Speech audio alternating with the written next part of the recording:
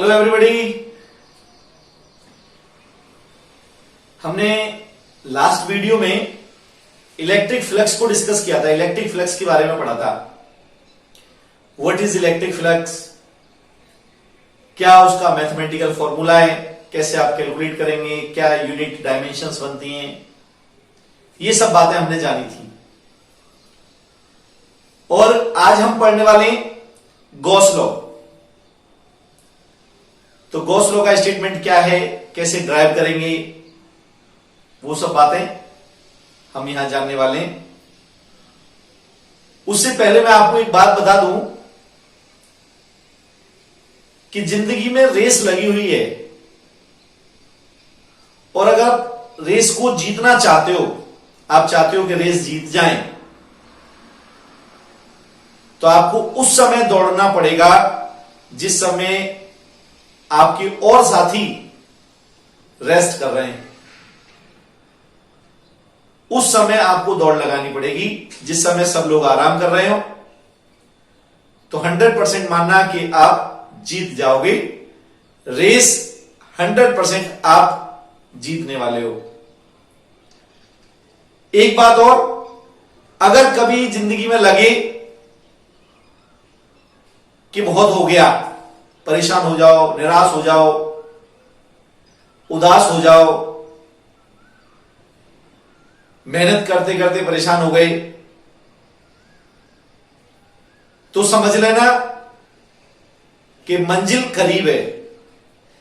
जब हम परेशान हो जाते हैं, थक जाते हैं, तो मंजिल हमारे करीब होती है, उस समय हमारे पास होती है।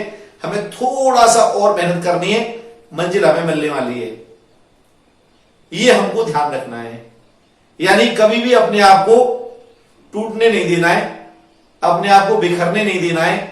अपने आप से मेहनत करते रहनी है, लगातार मेहनत करनी है, लगातार पढ़ते रहना है।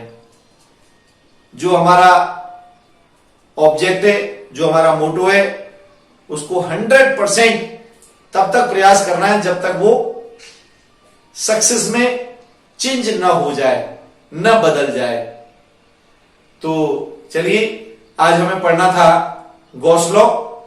तो गॉस लॉ को जानने से पहले एक छोटी सी बात मैं बताना चाहूंगा। सॉलिड एंगल, वैसे तो 11th में पढ़ा था हमने सॉलिड एंगल, लेकिन सॉलिड एंगल क्या होता है यहां पे हमारे काम आने वाला है। तो सॉलिड एंगल को समझेंगे और उसके बाद गॉस लॉ का स्टेटमेंट जानेंगे कि गॉस लॉ क्या कहना चाहता है, क्या गॉस लॉ है। ओके, तो सबसे पहले solid angle.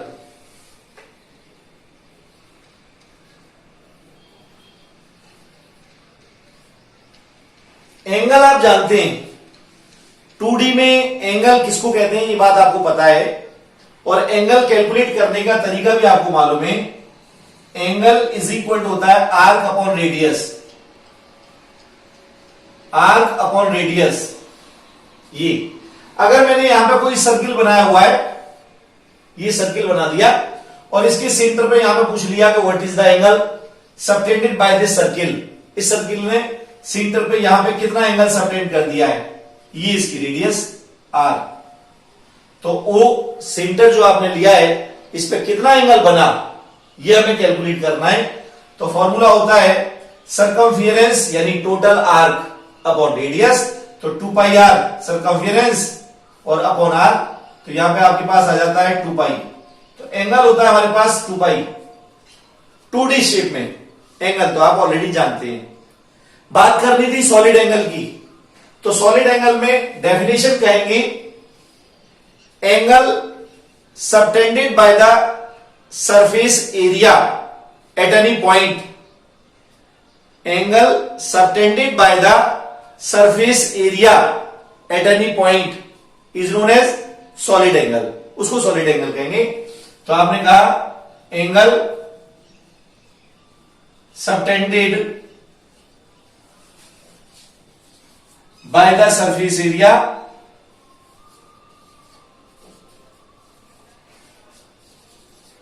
at any point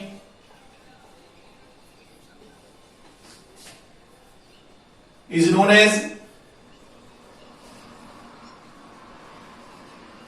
solid angle।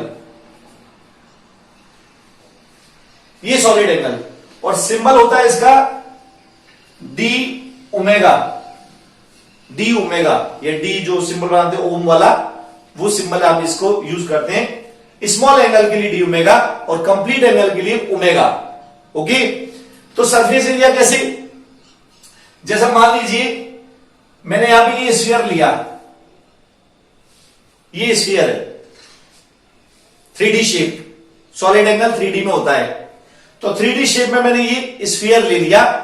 अब इस स्फीयर में इसके सेंटर ओ पर कितना सॉलिड एंगल सबटेंड होगा, सॉलिड एंगल, तो यहां पे कोई भी एक स्मॉल पार्ट मैंने इसका कंसीडर कर लिया, स्मॉल एलिमेंट एरिया मैंने यहां से ले लिया, और इस स्मॉल एलिमेंट एरिया ने सेंटर पे जो एंगल बनाया ये वाला,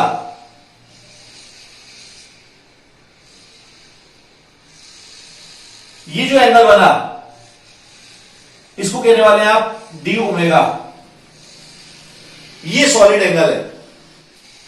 सरफेस एरिया जो आपने डीएस लिया है, सरफेस एरिया या एरिया वेक्टर, इसकी direction normal to the surface, और नॉर्मल टू द सरफेस तो मैंने डायरेक्शन ये बना दी, ये डीएस की डायरेक्शन हो गई यहां पे ये वाली, और यही सेम डायरेक्शन आर वेक्टर की भी है। जब आर की डायरेक्शन या रेडियस की डायरेक्शन यही है, इस पॉइंट से मिला दो उसको, तो मिलाने वाली लाइन के अलोंग ये आर की डायरेक्शन हो गई। तो यहां पर आप, अगर मैं पूछूं आपसे कि ये सॉलिड एंगल कितना हुआ, तो सॉलिड एंगल का फॉर्मूला होगा solid angle is equal to surface area upon radius square, surface area upon radius square, ये सॉलिड एंगल का फॉर्मूला बन गया। अब यहां पे कहेंगे डी ओमेगा स्मॉल एंगल के लिए, तो सरफेस एरिया आपके पास डीएस और upon radius square r square, ये हो गया। तो सॉलिड एंगल का फॉर्मूला है d omega is equal to ds upon are square. अब यहां से मान लो टोटल नेट निकालना होता, नेट सॉलिड एंगल कितना होगा, तो आप कहते हैं यहां पे solid angle is equal integration D omega, integration D omega is equal to integration ds upon are square. अब r this is the constant, ये तो कांस्टेंट है, तो आर स्क्वायर तो बाहर, और इसका इंटीग्रेशन करना है, तो क्लोज सरफेस है, आप चाहो तो यहां पे क्लोज इंटीग्रेशन भी लिख सकते थे ये। तो अब आपके पास क्या आएगा, इज इक्वल टू ये 1 अपॉन आर स्क्वायर और किलो इंटीग्रेशन डीएस। अब इसका टोटल एरिया पुट करना है, तो ये स्फीयर ही तो था। अब स्फीयर का जो एरिया होता है वो होता है 4 पाई आर स्क्वायर, तो यू में write 1 upon are square into 4 pi r square, तो what is 4 pi, this is the solid angle. तो कभी अगर ये लिखा हुआ मिले डी ओमेगा, तो इसकी जगह पर आप लिखेंगे 4 पाई। तो यहां पे 2D शेप में तो एंगल होता है 2 पाई, और 3D शेप में जो नेट एंगल बनता है वो बनता है 4 पाई। ओके, तो ये तो सॉलिड एंगल की बात हुई। जरूरी नहीं है कि रेगुलर शेप ही मिले आपको, कोई इरेगुलर शेप मिल सकती है। इरेगुलर शेप फॉर एग्जांपल मैंने ऐसे बना दिया, ऐसे बना दिया, और यहां पर मेरे को किसी स्पेसिफिक पॉइंट पर, यहां पर कोई पॉइंट है और उस पॉइंट पर आपको ये लीजिए, इसको मैंने मिला दिया O, और यहां इस पॉइंट O पर कितना एंगल सबटेंड होगा ये कैलकुलेट करना है। तो मैंने क्या किया, यहां पे एक स्मॉल एलिमेंट कंसीडर कर लिया, ये स्मॉल एलिमेंट कंसीडर कर लिया।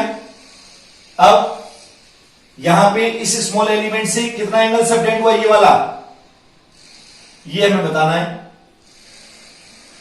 तो इस स्मॉल एलिमेंट की डायरेक्शन होगी ये वाली n cap ds vector, okay, this is theta and this OP is equal to R, ये R है।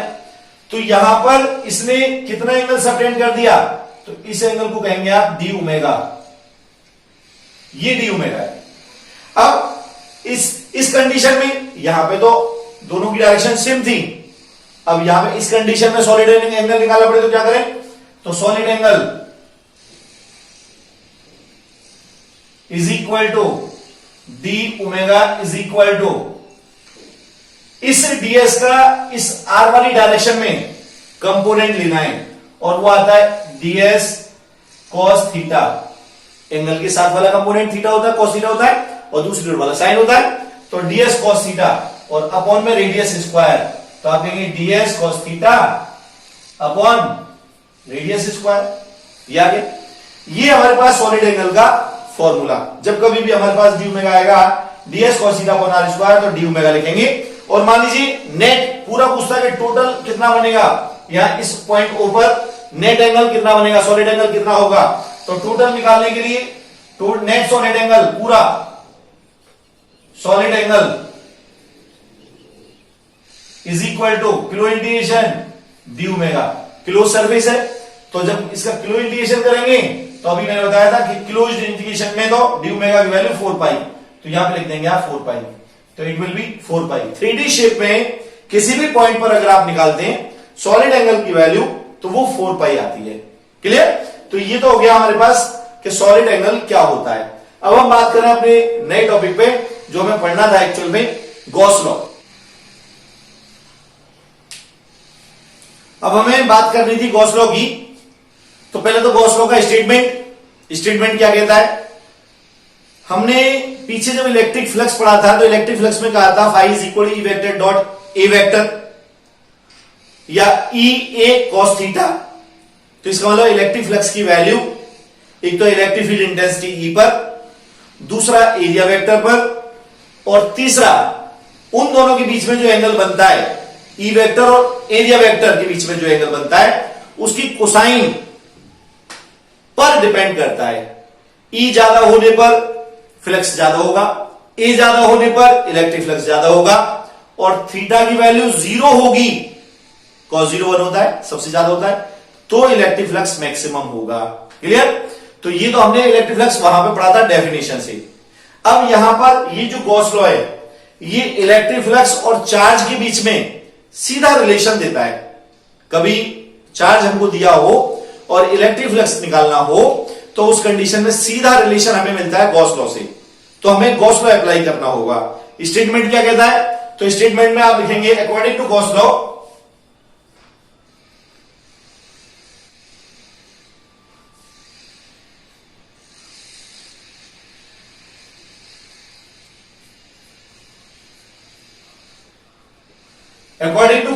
in air oblique vacuum the net electric flux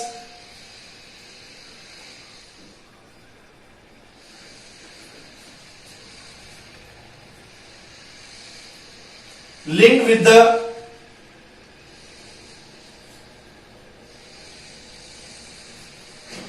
closed surface is equal to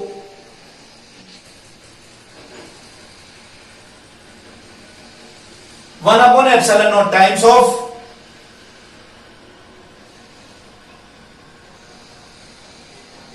net charge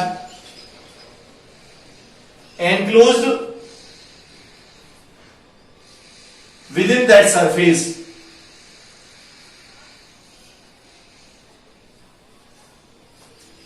According to Gauss law, in air oblique vacuum, the net electric flux, जो हमने पीछे पढ़ा था वो तो definition दे था, यहां पे गॉस लॉ के अकॉर्डिंगली नेट फ्लक्स निकालने वाला है। तो net electric flux linked with a close surface के साथ, याद रखना है ये पॉइंट, close surface is equal to 1 upon epsilon naught times of net charge enclosed within that surface.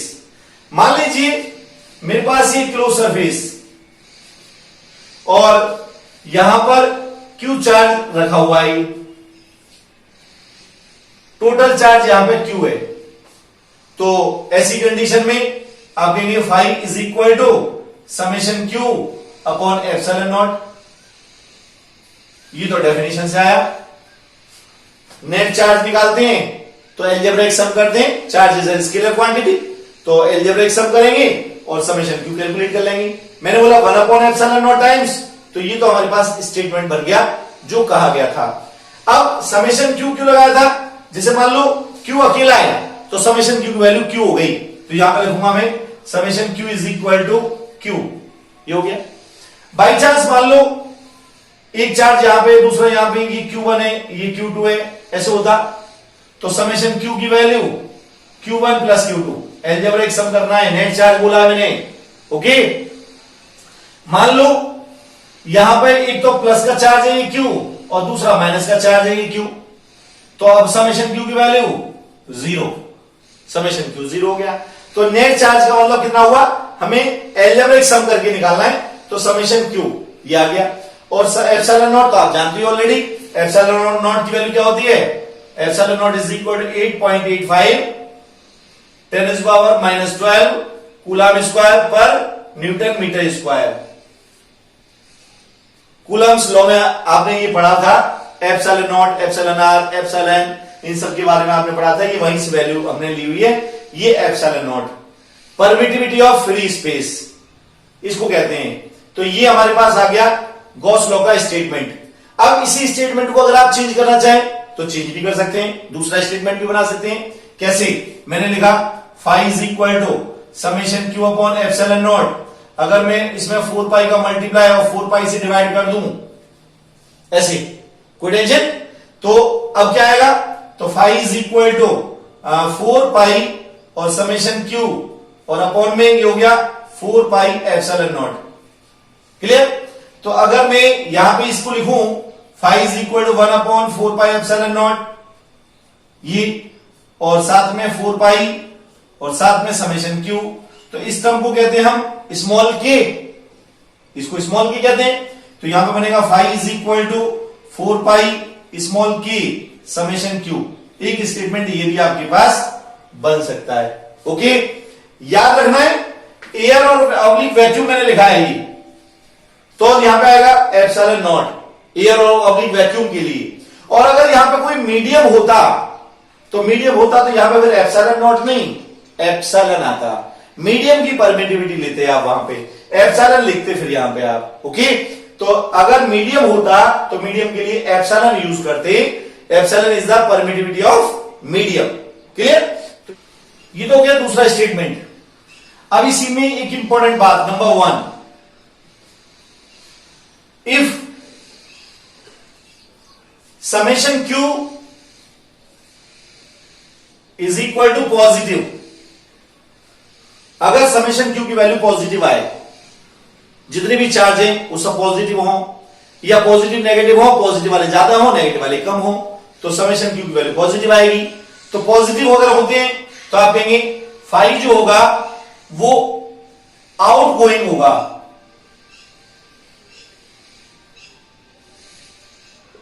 Out going flux, electric flux बाहर जाता हुआ होगा, जो वैल्यू होगी वो बाहर जाती हुई होगी, आउट गोइंग फ्लक्स बोलेंगे आप उसको। अब number 2, if summation q is equal to negative, अगर समेशन क्यू की वैल्यू नेगेटिव आ जाए तो in that condition electric flux की जो वैल्यू होगी उसको बोलेंगे इनकमिंग फ्लक्स, इसको इनकमिंग फ्लक्स कहेंगे। और number 3, if summation q is equal to 0, summation q is equal to 0 का मतलब क्या है कि क्लोज सरफेस के अंदर कोई चार्ज ना हो, कोई चार्ज नहीं है तो समेशन क्यू 0 है, या फिर जितना पॉजिटिव है उतना ही नेगेटिव हो तो भी समेशन क्यू 0 आएगा। जैसे यहां पे आया एक प्लस का एक माइनस का है तो समेशन क्यू 0 आया। तो ऐसी कंडीशन में अगर होता है summation q is equal to 0 हो, या कोई डायपोल रखा हो 1 2 3 4 5 कितनी डायपोल रखे हो क्लोज सरफेस के अंदर, तो in that condition summation q की वैल्यू 0 आएगी। और जब समेशन क्यू 0 होता है तो आप कहेंगे देन फाई यानी electric flux will also be 0, यानी इसकी वैल्यू भी 0 होगी, कोई इलेक्ट्रिक फ्लक्स उस क्लोज सरफेस के साथ लिंक नहीं होगा, ओके। तो ये तो हुआ हमारे पास यहां पे इलेक्ट्रिक फ्लक्स गॉस लॉ के अकॉर्डिंग क्या कहता है। अब बात करें हम गॉस लॉ का डेरिवेशन, हमें ड्राइव करना था गॉस लॉ कूलम लॉ से। तो मैंने क्या कर दिया, ओ पर कोई क्यू चार्ज सपोज कर लिया। Let us suppose that q charge is placed at point O. अब ओ पर यहां पर रखा है, तो ओ से आर डिस्टेंस पर कोई लिया है पी पॉइंट, और ये क्लोज सरफेस, रेगुलर इरेगुलर कैसी भी शेप की हो सकती है, क्लोज सरफेस 3D शेप है ये, 3D 2D नहीं है, 3D शेप है ये। तो 3D ने इसको कवर अप कर लिया। यहां पे पी पॉइंट की डिस्टेंस ओ से पी तक की ये आर, और आर के पी डायरेक्शन ये वाली, ओपी जो डायरेक्शन है, ओपी वेक्टर की जो डायरेक्शन है वही आर वेक्टर की डायरेक्शन है, ये आर वेक्टर यहां से ओ से लेकर पी तक। अब यहां पे मैंने स्मॉल एलिमेंट लिया पी पॉइंट पर, तो ये डीएस स्मॉल एलिमेंट, इसकी डायरेक्शन एन के वाली, ये वाली इसकी डायरेक्शन, दोनों के बीच में जो एंगल है वो थीटा। ओके, तो यहां पे पहले आप देंगे let point charge Q is kept at point O, O point पर है। Then electric field intensity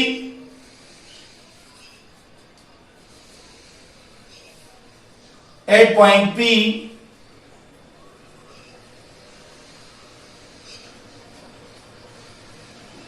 is given by E vector is equal to, हमें मालूम है 1/4πε0, अगर एयर ऑब्लिक वैक्यूम है तो 1/4πε0, और Q अपॉन और O से P तक की डिस्टेंस R, तो आप कहेंगे R स्क्वायर, और ये R के P direction, plus Q charge होने पर आउटवर्ड, माइनस Q होने पर इनवर्ड, तो यहां पे तो प्लस Q चार्ज, कोई सिंबल नहीं है तो प्लस मानते हैं, तो ये आर कैप डायरेक्शन। ओके, ये तो इलेक्ट्रिक फील्ड इंटेंसिटी आया। यहां पे मैंने अब एक स्मॉल एलिमेंट जो कंसीडर किया है, इससे लिंक्ड फ्लक्स निकालना है मेरे को, तो आप कहेंगे now electric flux linked with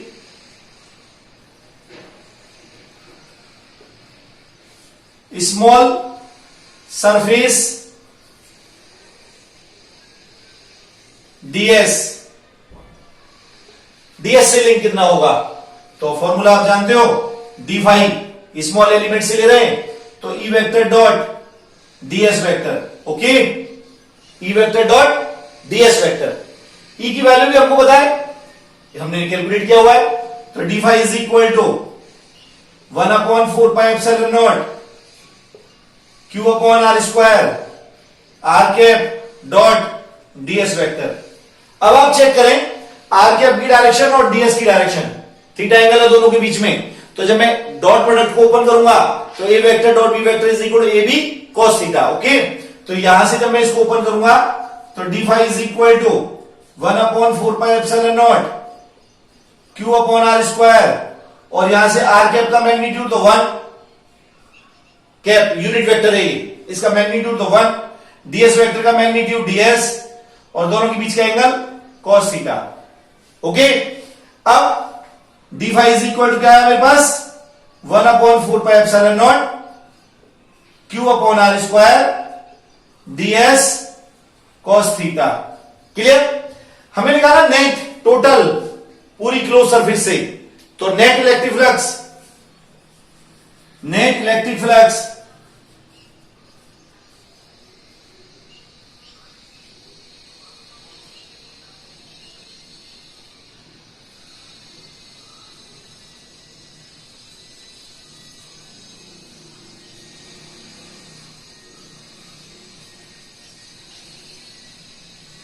linked with the whole surface, हमें कैलकुलेट करना था टोटल, तो आप कहेंगे फाई इज इक्वल टू किलो इंटीग्रेशन डी फाई। ठीक है, अब फाई इज इक्वल टू किलो इंटीग्रेशन, क्लोज क्यों कर रहे हैं, क्योंकि क्लोज सरफेस है, पीछे बताया था मैंने कि जब क्लोज सरफेस दी गई हो तो हमें किलो इंटीग्रेशन करना होता है। तो डी फाई की वैल्यू ये वाली 1/4πε0 Q upon are square DS cos theta. Clear, अब जो कांस्टेंट है बाहर, तो phi is equal to 1/4πε0 Q और किलो integration ds cos theta upon are square. आपको याद होगा मैंने इस टर्म को क्या बताया था अभी, सॉलिड एंगल में डिफाइन किया था डी ओमेगा, तो इसकी जगह पे लिख सकता हूं मैं डी ओमेगा। तो phi is equal to 1/4πε0 Q और किलो integration D omega since ds cos theta upon are square is known as solid angle D omega. Okay, अब इसकी पूरी कंप्लीट वैल्यू क्या होती है 4 पाई, तो आप कहेंगे phi is equal to 1/4πε0 Q into 4 pi, और 4 पाई से ये 4 पाई विदाई, तो फाई कितनी आई क्यू अपॉन ε0, और दिस इज गॉस लॉ। इसी को गॉस लॉ कह रहे थे आप। आपने कहा था net electric flux linked with the close surface is equal to 1/ε0 times of total charge enclosed within that surface. तो ये हमारे पास क्या आ गया, गॉस लॉ का स्टेटमेंट ड्राइव हो गया। ओके, तो दिस इज गॉस लॉ। अब जानेंगे कुछ इंपॉर्टेंट पॉइंट्स, गॉस लॉ की इंपॉर्टेंट पॉइंट्स। तो नंबर 1, पहला पॉइंट आपने कहा था net electric flux, Gauss law में कहा था स्टेटमेंट में नेट इलेक्ट्रिक फ्लक्स। तो नेट इलेक्ट्रिक फ्लक्स का मतलब क्या है, net electric flux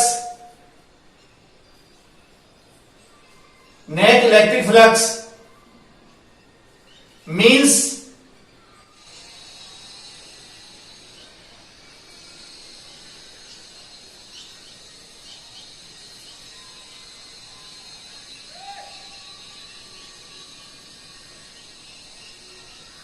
net electric field flux means algebraic sum of electric flux in which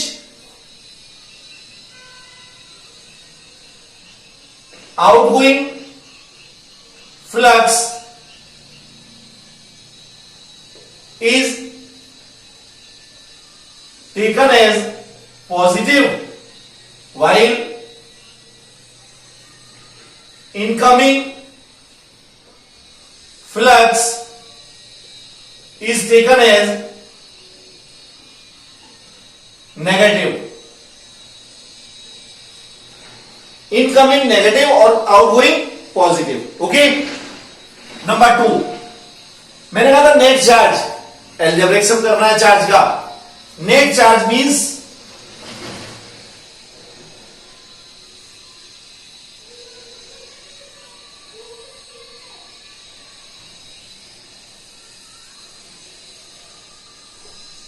algebraic sum of charges, algebraic sum of charges present in that closed surface,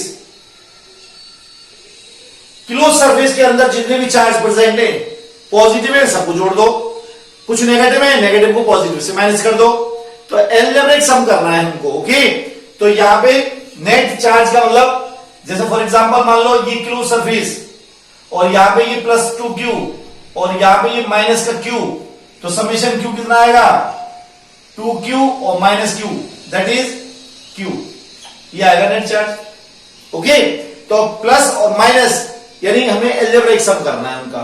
clear हो गया। Number 3, तीसरा, आपने statement में भी ये बोला था net electric flux linked with the close surface, close surface word बोला था, तो इसका मतलब हुआ कि Gauss law always be valid for close surface not open surface. Open surface के लिए वैलिड नहीं होगा, केवल और केवल क्लोज सरफेस के लिए वैलिड होता है। ठीक है, तो आप कहेंगे Gauss law is valid only for closed surface, केवल क्लोज सरफेस के लिए वैलिड होगा, अगर ओपन सरफेस है तो वो वैलिड, गॉस लॉ वैलिड नहीं होगा। क्लियर। नंबर 4,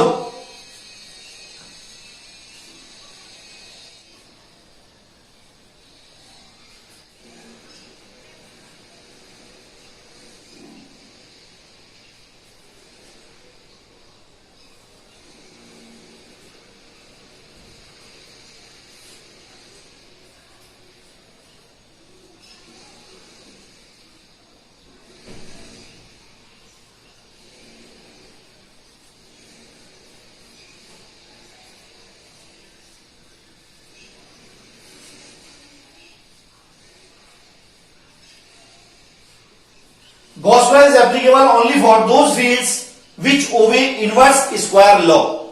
तो हमने कूलम लॉ को कहा था पीछे कि ये कूलम्स लॉ जो होता है वो इनवर्स स्क्वायर लॉ होता है, यानी डिस्टेंस के स्क्वायर के इनवर्सली प्रोपोर्शनल होता है। इसीलिए गॉस लॉ उन्हीं फील्ड्स के लिए एप्लीकेबल होगा जो इनवर्स स्क्वायर लॉ को फॉलो करते हैं या ओबे करते हैं, उनके लिए वैलिड होता है। तो यहां पे गॉस लॉ इलेक्ट्रिक फील्ड के लिए वैलिड है, इलेक्ट्रिक फील्ड के लिए हम अप्लाई कर रहे हैं, electric field inverse square law को ओबे करता है। Clear? Next 5,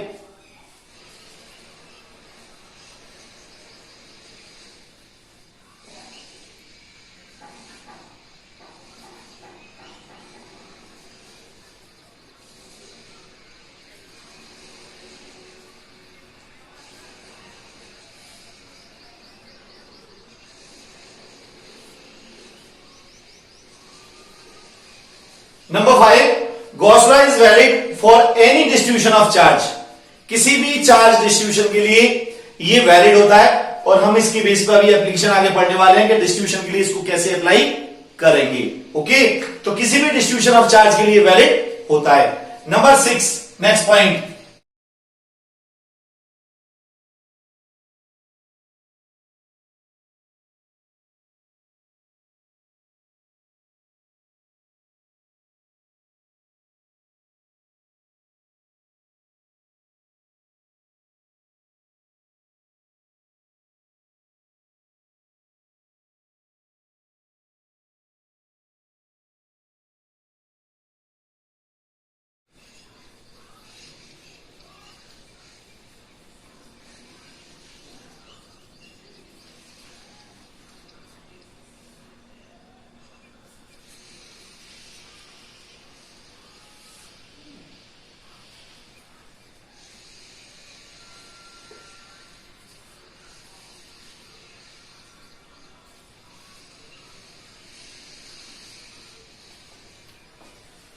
Number 6, according to Gauss law, net electric flux linked with the closed surface does not depend on the shape and size of closed surface.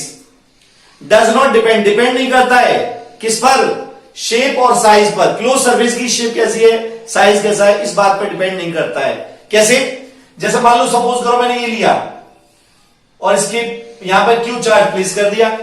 अब मैं पूछूं इससे linked flux कितना है, तो आपका आंसर होगा phi is equal to Q upon epsilon naught. Okay, मैंने कहा कि ये मान लो ये क्लोज सरफेस है और यहां पे क्यू चार्ज प्लेस कर दिया। अब इसमें फ्लक्स कितना है, तो आपका आंसर हुआ क्यू अपॉन एप्सिलॉन नॉट। मान लो मैंने कहा कि ये क्लोज सरफेस और यहां पे कोई चार्ज रख दिया क्यू, अब फाई कितना है, तो आपका आंसर होगा क्यू अपॉन एप्सिलॉन नॉट। अभी भी ये क्यू अपॉन एप्सिलॉन नॉट। मान लीजिए स्फीयर की बजाय मैंने बड़ा लिया होता, बड़ा स्फीयर होता और यहां पे क्यू चार्ज होता, फिर पूछा होता, तो अभी भी आंसर क्या होता आपका क्यू अपॉन एप्सिलॉन नॉट। मान लीजिए मैंने ट्रायंगल जो शेप ली थी ये बड़ी शेप होती, ऐसे होता और यहां पे फिर क्यू चार्ज प्लेस किया होता, तो इसमें कितना होता, तो phi is equal to Q upon epsilon naught. This is the answer. तो शेप कैसी है इस बात से कोई लेना देना नहीं है, साइज कैसा है, छोटा है बड़ा है, इस बात से कोई लेना देना नहीं है। इलेक्ट्रिक फ्लक्स जो होता है क्लोज सरफेस से लिंक इलेक्ट्रिक फ्लक्स, वो शेप और साइज पर डिपेंड नहीं करता है। क्लियर? तो यहां पे छोटा बड़ा या शेप कैसी भी, कोई भी रेगुलर इरेगुलर, क्लोज होनी चाहिए, क्लोज शेप होनी चाहिए, क्लोज सरफेस होनी चाहिए, तो उससे लिंक्ड फ्लक्स जो होता है वो इन बातों पर डिपेंड नहीं करता है। नंबर 7, इलेक्ट्रिक फ्लक्स की जो वैल्यू होती है does not depend on the position of charge inside the close surface. तो आप कहेंगे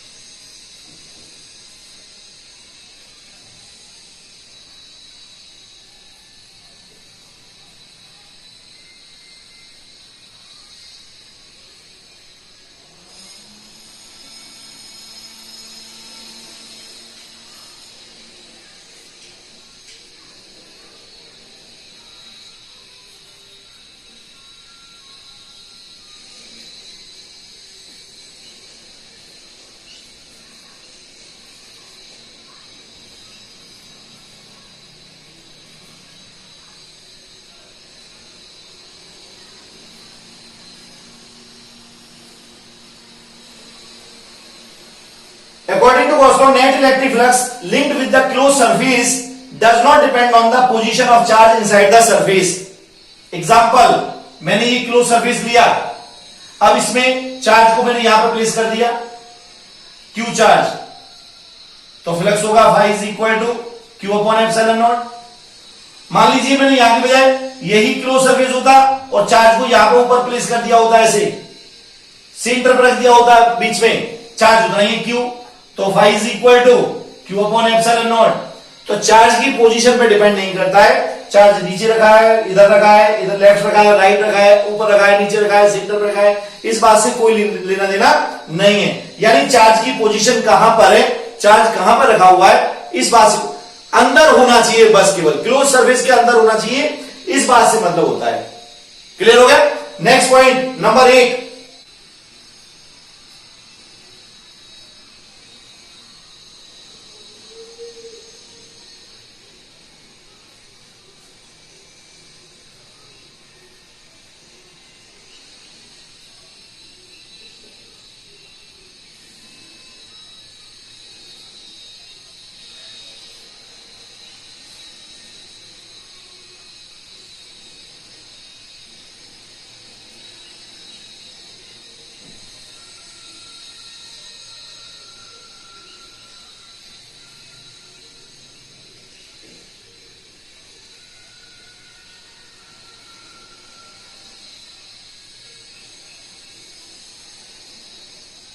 net electric flux linked with the closed surface does not depend on the charge distribution inside the surface।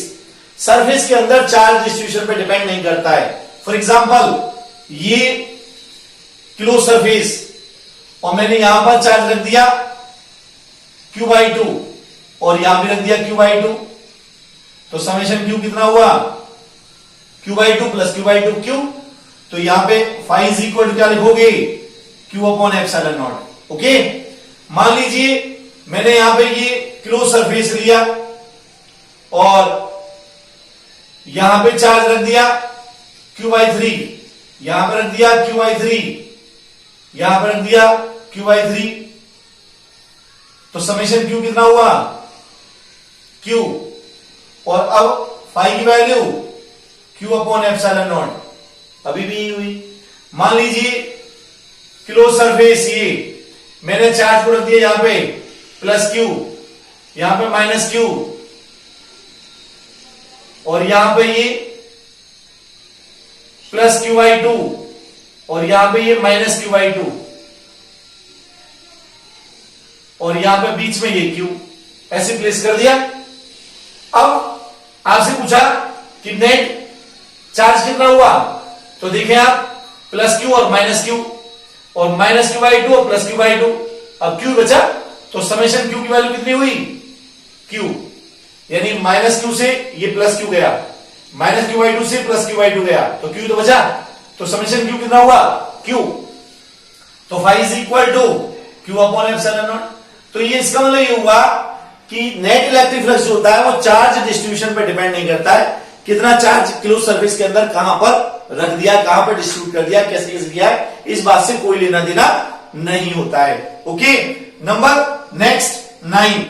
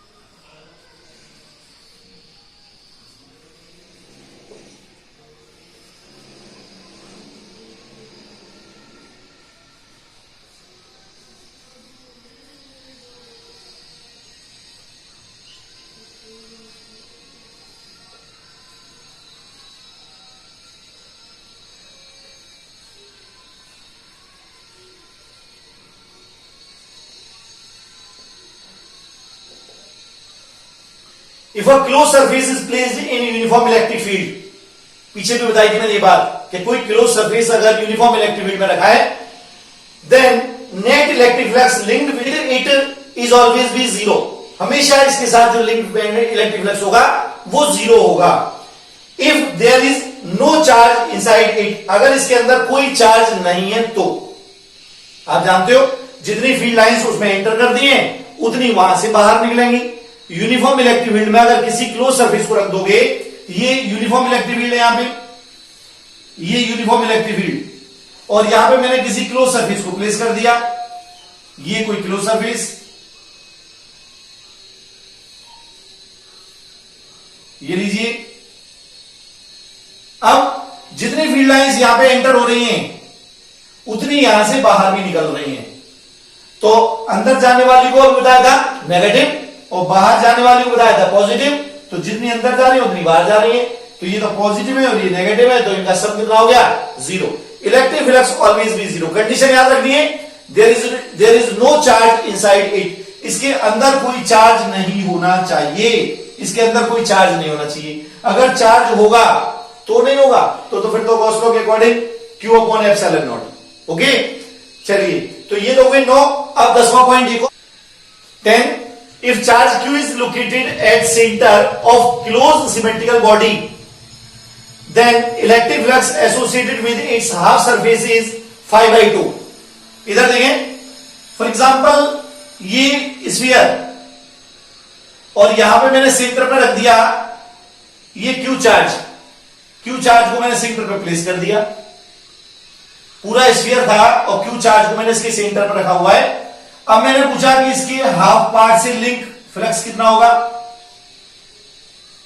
इस एक part तो ये हो गया और दूसरा पार्ट ये हो गया, तो इसके हाफ पार्ट से, एक पार्ट से लिंक्ड इलेक्ट्रिक फ्लक्स कितना होगा। तो सिमेट्रिकल बॉडी है, सेंटर पे चार्ज है, तो इसका हाफ कर देंगे just.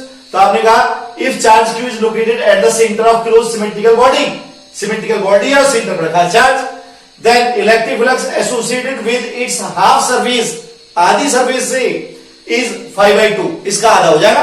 That is 5/2 is equal to Q upon 2 epsilon naught. पूरी सरफेस से था Q अपॉन एप्सिलॉन नॉट, तो आधी से कितना हो जाएगा 5/2 यानी Q upon 2 epsilon naught. Okay, अगर मान लो मैं कहता कि 1/4 से कितना होगा, ये लो मैंने इसके 4 पार्ट कर दिए और पूछा कि इसकी एक पार्ट इस वाले से लिंक कितना होगा, तो अब हो जाएगा 5/4 एक पार्ट से। अगर 4 इक्वल पार्ट्स में डिवाइड कर दिया तो 1/4 कर देंगे, तो 1/4 यानी Q upon 4 epsilon naught. Okay, for example if symmetrical body has n identical faces, मान लो n आइडेंटिकल फेस हो, फॉर एग्जांपल Q हो हमारे पास कोई Q, ये मैंने Q लिया,